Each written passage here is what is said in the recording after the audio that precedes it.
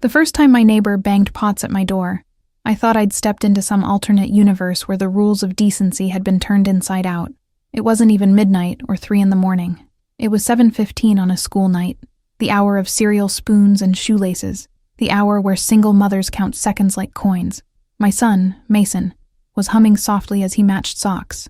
I say humming, more like breathing with notes. Then, clang. The sound split the hallway with the brutal confidence of a fire alarm. Another clang, a metal crash that shook the decorative wreath on our door and sent the little wooden letters spelling home skittering across the floor like beetles. "Open up!" she shouted, in that particular pitch of entitlement that doesn't travel through air so much as it drills into bone. "We don't do children noises here." I froze. My hand around Mason's lunchbox handle tightened until the cartoon astronaut dented on the peephole, an eye, clear, icy, determined, pressed like a thumbprint. The eye belonged to our neighbor, Ms. Vaughn, 30-something, sleek ponytail, Pilates posture, the kind of woman who kept lemons in a bowl just to look at them.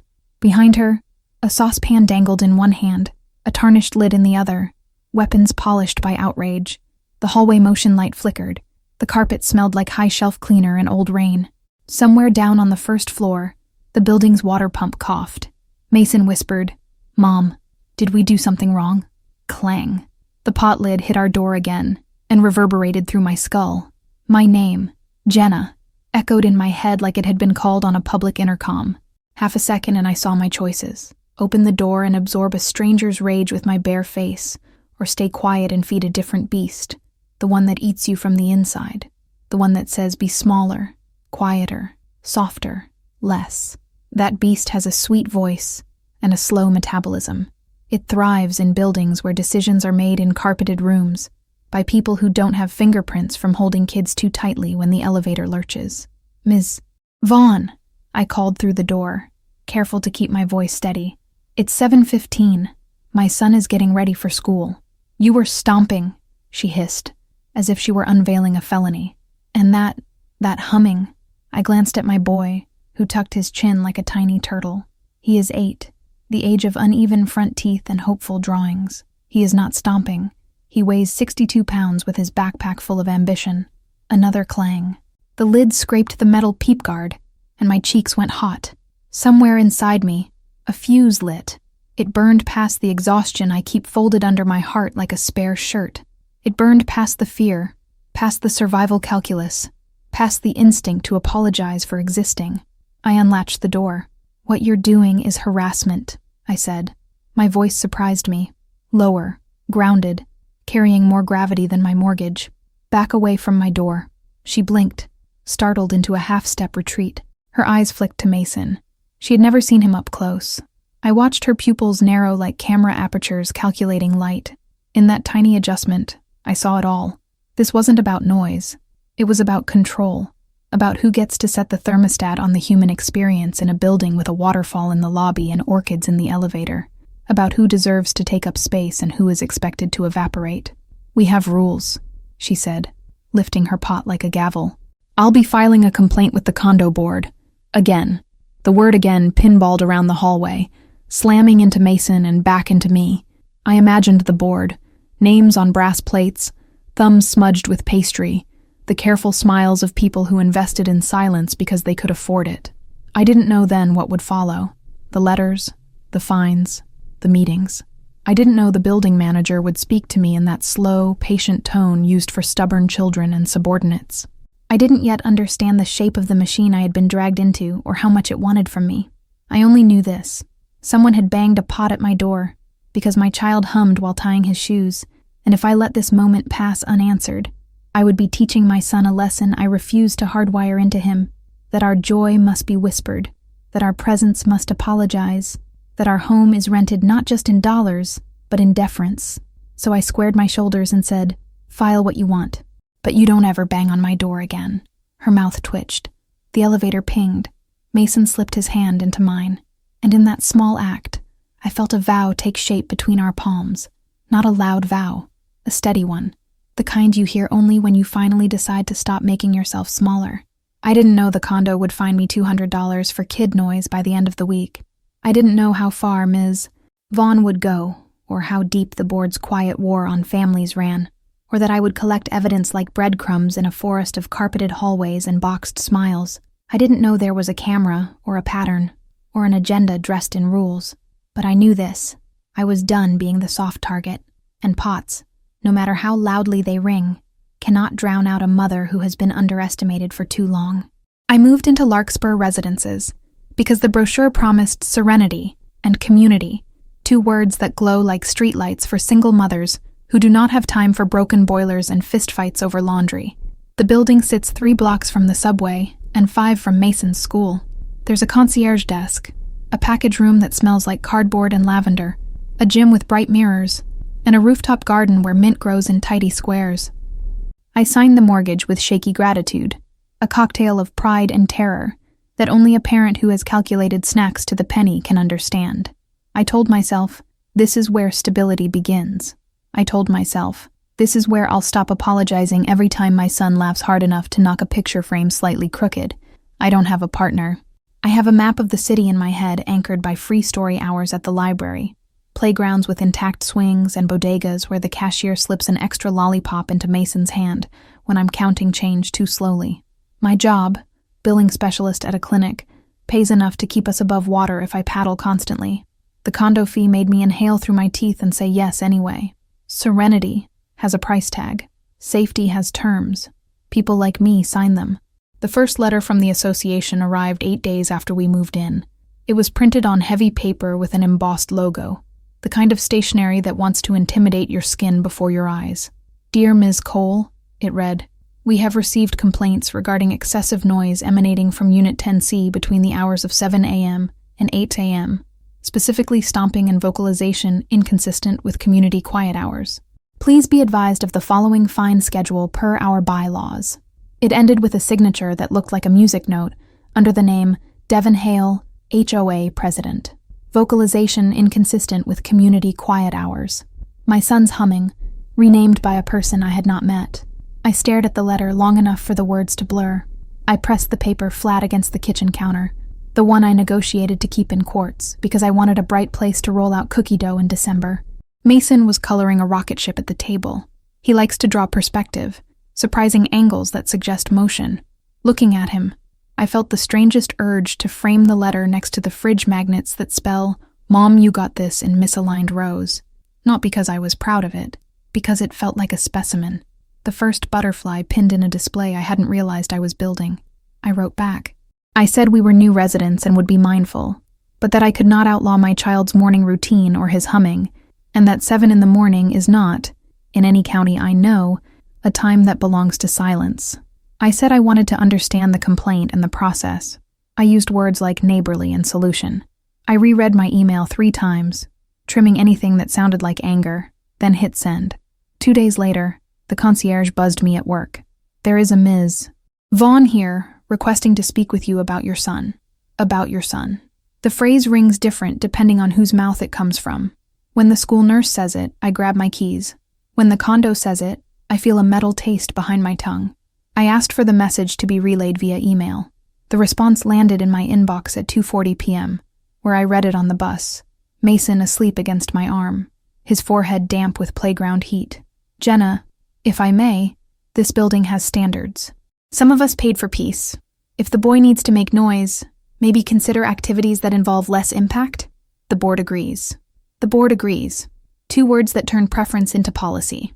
When you're a single mother in a building with water features and bylaws, you learn to decode these phrases fast. They mean, we will define what is normal, and you will adjust around our definition. They mean, the map of community will be drawn around the people with the steadiest hands and the quietest lives. They mean, don't test us. Maybe you're watching this after a shift, earbuds in, stirring a pot while a toddler tries to climb your hip like a tree. Maybe you're nursing a newborn and hearing your own heartbeat in your ears. Maybe you're a dad who does both roles, or a grandparent holding a household together with coupons and love. Wherever you are, I want you to hear me. You are not imagining the machine. In places built for serenity, your ordinary life can be recast as a disruption. When someone says noise, they can mean your existence. And when you're tired, it is tempting to shrink and call that safety. Don't. This is where I ask something small of you that isn't small at all. If you've ever had your joy renamed as a violation, if you've ever paid a fee to make your life fit someone else's idea of acceptable, subscribe to this channel. Comment where you're watching from. Your city, your kitchen, your bus route, your night shift. Tell me what your version of kid noise is. Clarinet practice, Saturday cartoons, the stomp of tiny feet that don't yet know they will be asked to walk lightly. The more we gather, the less any single pot lid can make us flinch. I didn't know you when I opened my door to Ms. Vaughn, but I know you now, and that changes the math. It changes what I am willing to accept, and what I will document, and what I will not let slide. Because this isn't just my story. It's a map of the things we swallow and the things we spit back out, and it's proof that a rule book can be a weapon, and a record can be a shield. Stay with me. You'll see how the letters multiplied, how the fines stacked like bricks, how the hallway camera blinked red at the exact moments it shouldn't, how a quiet hours clause was used like a blade. You'll see how I found allies where I least expected them, and how the last person I suspected of helping me slid a key across a marble counter that opened a room I wasn't supposed to see. And you'll see what it costs to push back when the pot lid clangs, and the echo is a chorus of people who think your life is a disturbance to their peace. The fine came the next Friday. $200 for repeated child-generated impact noise. Impact, as if my son were a meteor. It arrived with a printout of the quiet enjoyment clause, a paragraph that used reasonable 3 times in ways that made my skin itch. Reasonable people do not hum before 8 a.m. Reasonable children fold themselves into corners. Reasonable mothers apologize and sign. I did not sign. Instead, I bought a $15 decibel meter with a green digital face and kept a log. I wrote down the time Mason dropped his backpack by the door. 7:03 a.m., 42 dB. The time he practiced spelling out loud. 7:18 a.m., 51 dB. The time the garbage truck screeched at the curb. 7:39 a.m., 74 dB. I measured Ms. Vaughn's blender through our shared wall at 6:46 a.m. It spiked to 68 and held. I took notes. I saved receipts. I started building a life raft out of numbers because I understood the water I was in. People who prefer evidence that looks like theirs. The second fine, for $300, came with a photo attachment. A screenshot from the hallway camera time-stamped 7:12 a.m. Mason and I stood outside our door, backpacks on, mid-laugh. The subject line read, "Documentation. There is a humiliation particular to seeing your delight flattened into evidence against you." I printed the photo and taped it inside the pantry where no one could see it but me. I promised the woman in that picture, me, still laughing, that I would not let this become our normal. I requested a meeting with the board. It was scheduled for a Tuesday at 6 p.m., the precise minute when homework and dinner are supposed to dance without stepping on each other's feet. A sitter is rarely in a single mother's budget, so I brought Mason with me, armed with crayons and a quiet game app I never let him play at dinner. The boardroom smelled like lemon oil and old decisions. A long table gleamed under a chandelier that felt like it had opinions. 3 board members sat at the far end, spaced like chess pieces. President Devon Hale, with a jaw made for no. Treasurer Bill Pennington, whose watch looked like it could pay my car insurance for a year. And Secretary Priya Menon, whose eyes tracked things as if they had futures. "Thank you for meeting," I began. "I'm confused about the fines. 7 a.m. is not. Quiet hours extend to 8 a.m., Devon said, fingers steepled. "It's in the rules." "I reread the bylaws," I said, sliding a copy from my folder like I had practiced. "They say late evening and nighttime. No hours specified." He smiled without showing teeth. "We clarified the hours in our last board update." "I never received that," I said. "It was discussed at the annual meeting. Perhaps you missed it." "Perhaps you missed it. Single mother bingo. It means while you were doing bedtime and laundry and emails after midnight, decisions were made in rooms where there were cheese plates. It means the RSVP assumed a sitter and a partner, and a margin you do not have. It means the train left right on time." "Ms. Cole," Priya said, voice gentler, "we're all just trying to maintain a peaceful environment. Some residents work nights. I understand that," I said. "Do you also understand that a child tying his shoes at 7:15 shouldn't trigger a sanction?" I measured decibels. I have logs. Bill's eyebrow climbed. "You were measuring your son?" "The environment," I said. "And my neighbor's blender." Devon's smile thinned. "We have multiple complaints, Ms. Cole. Not just from Ms. Vaughn. That was the first time I heard the plural. Complaints. Residents. I felt the room tilt. I pictured doors cracked open, whispers riding the elevator like perfume. I pictured my existence rearranged into a cautionary tale by people who had never had to whisper a bedtime story until it fit into someone else's notion of acceptable. Who? I asked. We do not disclose complainant identities, Devin said. It ensures candor. Candor, I repeated, tasting the word like a pill. So people can say anything without being accountable? He glanced at Priya, then back at me. We can reduce the fine if you agree to an impact reduction plan. What is that? Rugs, Bill said. Playmats. Perhaps a schedule where the child does quieter activities before 8. The child, I said. My jaw ached. My son's name is Mason. Devin folded his hands. We're offering a path forward. Here is what I did. I took the path, and I built one of my own beside it. I bought 2 large area rugs on sale and laid them on top of the ones we already had. I placed felt pads under our chairs, so soft they made us slide a bit, measured it, and wrote it down. I also put a motion-activated camera inside my door pointed at the hallway gap, the legal kind, the kind that only records your threshold, not the world beyond. I set it to save alerts. I installed a decibel meter app that captured peaks. I asked the concierge for the log of noise complaints and was told those were internal. I wrote to the property manager, Sonia Adler, who replied with an apology shaped like smoke. Then the pots escalated. It started subtle. A clang when we returned from the grocery store. One sharp metallic note that echoed like punctuation at the end of an argument I hadn't realized we were having. On Saturday mornings, as we left for basketball, the hallway would fill with a sound like a cymbal accidentally hit and accidentally hit again. Mason flinched, then learned to pretend he didn't. I learned to military tuck my fear out of sight. It was always accidental enough to sidestep policy, calculated enough to shrink us. In the elevator, a man I didn't recognize said, "Kids belong in houses, not buildings like this." He said it like a thesis. When I replied, "We live here," he smiled as if he'd caught me in a technicality. At night, I read the bylaws like scripture, underlining phrases that could be turned into anchors. I found a line I'd skimmed past before, something about consistent application of policy. The next morning, I asked the concierge whether the building's quiet hours were enforced for early gym-goers dropping weights at 6. He laughed, then stopped when he saw my face. I'll note that, he said, and I watched the moment he realized I was not going to drift away like most people who receive letters on heavy paper. A week later, the third fine appeared, $400 and a note that said, "Last warning before enforcement. Enforcement." I pictured men in blazers moving through my home, measuring our existence in infractions. I emailed the board and requested all records related to noise complaints against any unit in the last year, citing the consistent application clause. Devin responded that such records were not available to individual residents. I replied with a different tone and CC'd Sonia. The next day, a PDF landed in my inbox. Black boxes where names should be, dates, times, phrases like loud music, party, dog barking.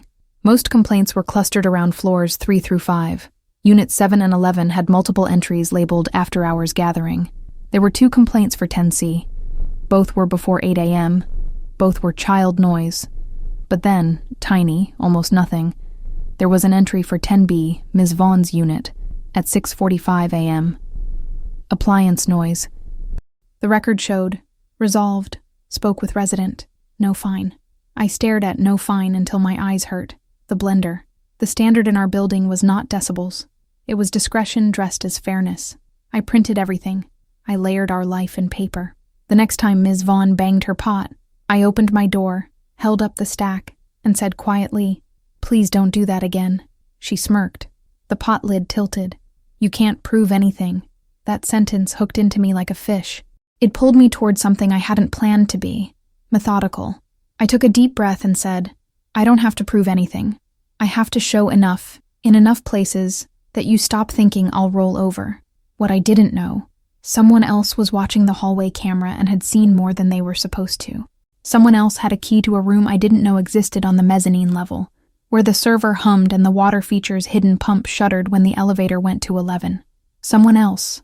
Someone I hadn't noticed because people like me are trained to look up at power, not sideways at access, would change everything. It broke open the night the water line burst on 9. It was close to midnight. A pipe screamed and then belched a flood into the stairwell that smelled like coins and plaster. Alarms bleated. The concierge called for residents to use the elevator sparingly. The building's quiet sanctity, its orchids, its polished lobby stone, suddenly looked like a stage set in a rainstorm. Mason woke, hair wild, and asked if we were sinking. I told him no, and we watched firefighters in boots squelch down the hall like astronauts home from a strange planet. That's when Marco, the overnight security guard who knows everybody's takeout orders and danger stories, knocked softly and handed me an envelope. "For you," he said, eyes carefully not giving me too much. Marco is the opposite of an intercom voice.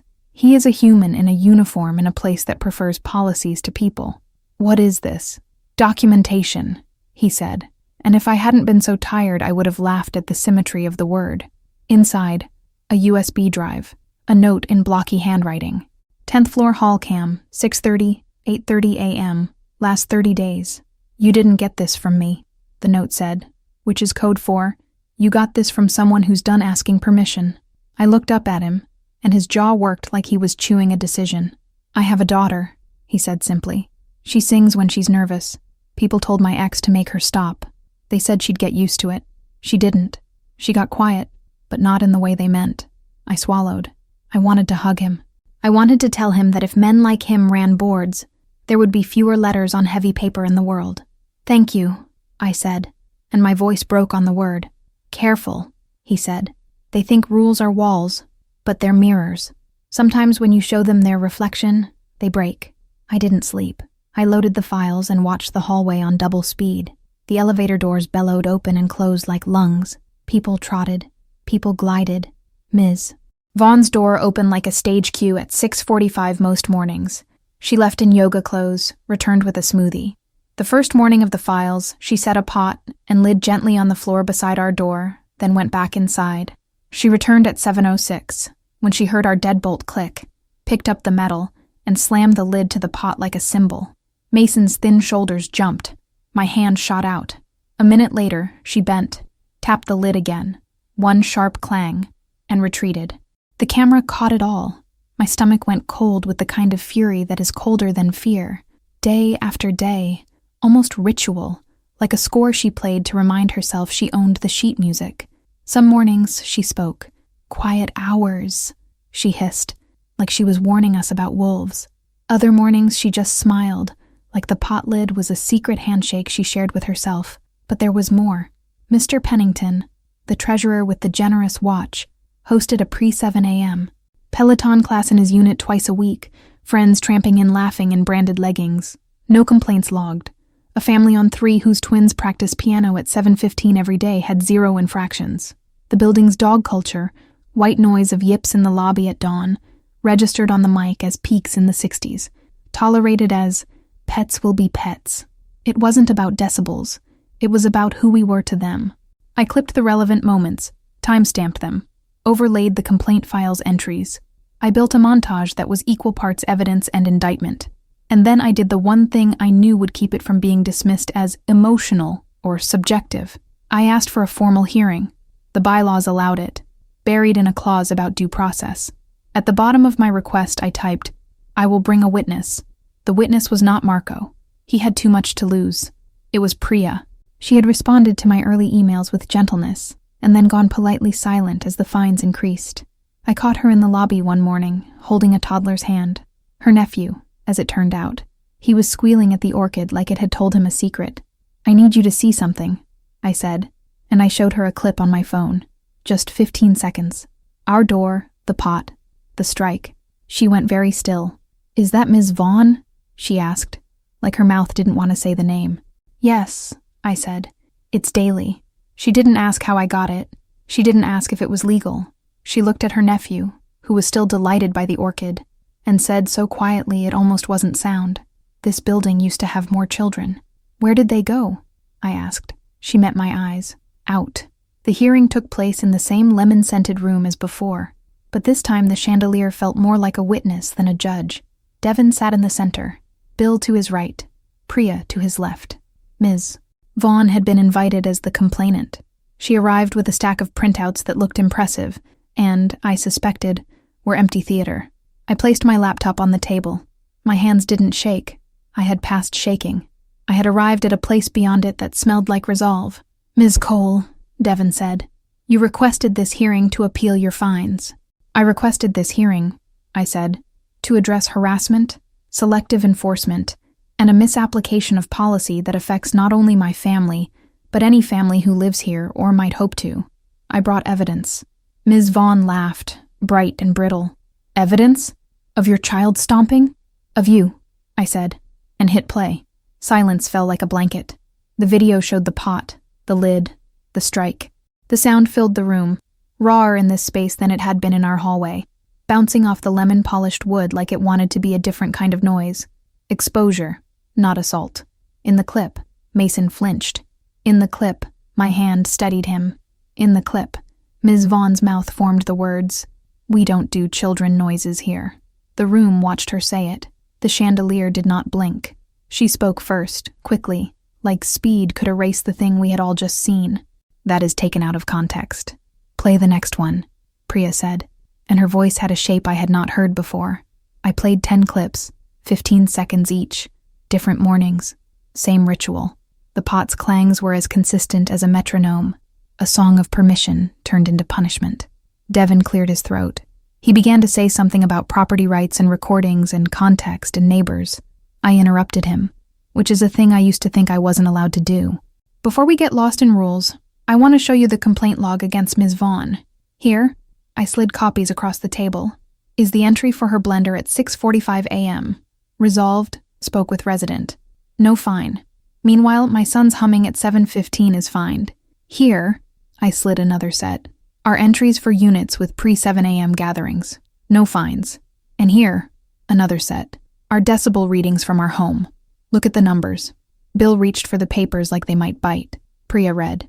Devon stared at the pot on the screen, paused mid-lift, as if his brain were a buffering wheel. "Ms. Cole," he managed finally, "recording another resident is legal when it captures my threshold," I said. "Also, necessary when I am told I can't prove anything." Ms. Vaughn stood. "I won't be slandered. This building has a pattern," Priya said, and her voice had found its decision. She looked at her notes, then at me, then at Devon. "We have had 11 families move out in 2 years. 8 cited conflict with neighbors or quality of life in their exit surveys. We chalked it up to city life, but maybe we need to examine the shape of our enforcement. There are adults who work nights," Ms. Vaughn snapped. "We deserve quiet. And children who attend school," I said, "and deserve not to be taught that their feet are offenses." A long minute passed. You know those moments when a room changes temperature without the thermostat moving? When power resorts itself like iron filings around a magnet someone turned upside down? It was like that. And then Devon did something I didn't expect. He looked scared. Not of me.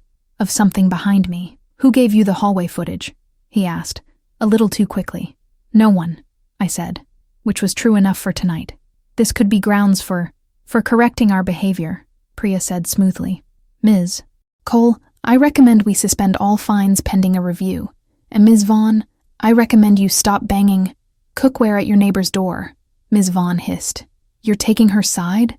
"We're taking the side of facts," Priya said. "And we're taking the side of children." Bill cleared his throat. "What exactly are we discussing here?" he said, voice oily with the urge to escape consequence. "We can't police neighborly interactions."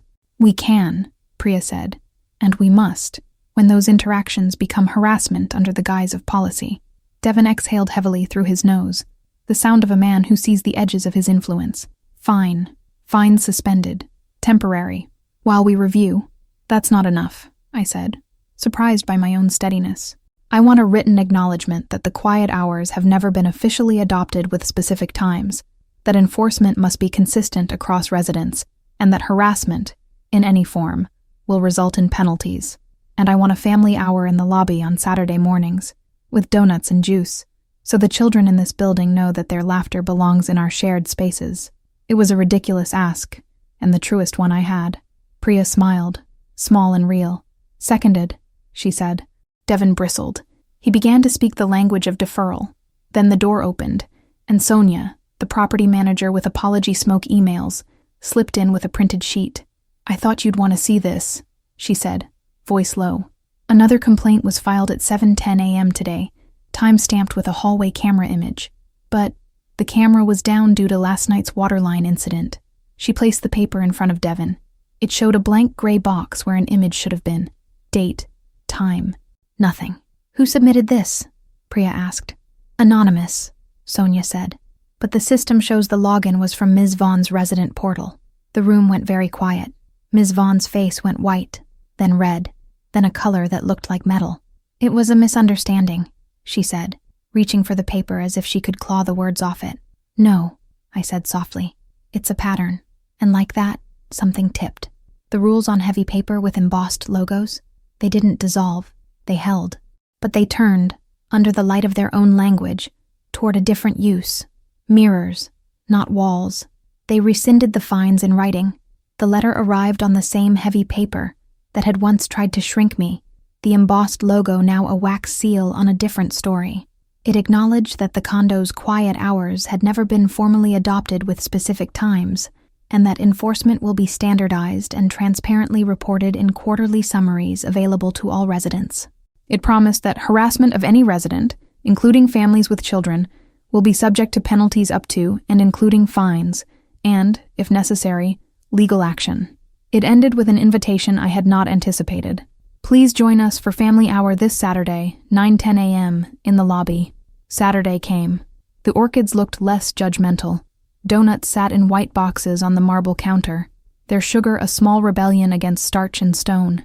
Children drifted in like bright kites, a girl in mismatched socks, a boy with a dinosaur hoodie, twins who immediately claimed the corner by the window for a game involving invisible lava. Adults hovered, cautious, then softened. Sound rose and rounded the space. Not chaos. Life. Marco leaned on the desk and grinned at me. "There it is," he said. "Noise." "Music," I corrected, and he laughed. Priya arrived with her nephew, who ran directly to the donut table and selected one with sprinkles like stars. Devin showed up late, face set like a man who had swallowed a lemon. He lasted 15 minutes and left with a box of donut holes, as if reducing them made them easier to carry. Bill did not come. Ms. Vaughn passed through on her way to the gym, eyes sliding over us like we were a reflection on a screen she'd dimmed. She did not have a pot. She did not need one anymore.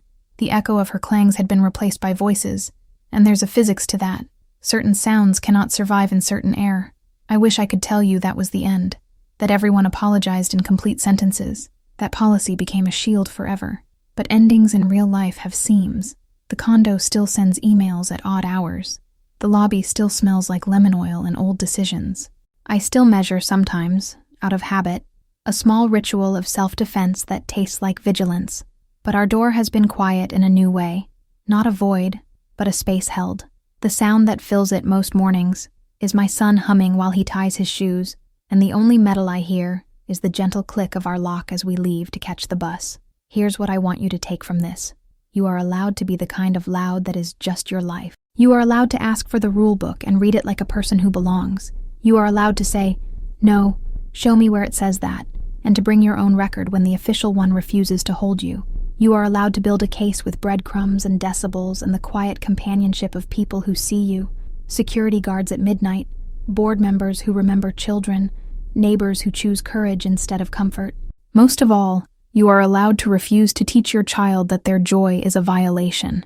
If you're watching this and you've got your own version of a pot-lid neighbor or a letter-imprinted world, I want to hear from you. Subscribe. It's not just a button. It's a bench at our table. Comment where you're watching from. Tell me your building's name or the street where you fought for a sliver of sunlight. Tell me what worked for you, what didn't, and what you're still writing letters about at midnight. We are stronger when our stories sit next to each other and rhyme. I used to think serenity meant silence. Now I think it means safety to be exactly as alive as you are. The condo never gave me that. We claimed it. We did it with receipts and a camera, and a child's humming, and a man who slid an envelope across a counter because he remembered his own daughter's song. We did it with an ask that sounded like a joke, donuts in the lobby, and turned out to be a ceremony. There's one last thing. Every time I pass the orchid by the elevator, I think about the first day we moved in and how I told myself this would be the beginning of stability. I was right, but not in the way I expected. Stability didn't arrive wrapped in marble and bylaws. It arrived the moment I opened my door and said, "Don't you ever bang on my door again?" and meant it like a promise I was making to my son and to the woman I am when I stop apologizing for my life. If this story lit something in you, if you felt the fuse catch and burn steady, stay. Share this with someone who needs their own hearing, their own Priya, their own Marco. And when your pot banger shows up, remember, rules are mirrors. Hold them up. Make them look. Then fill your lobby with donuts and call it what it is: community.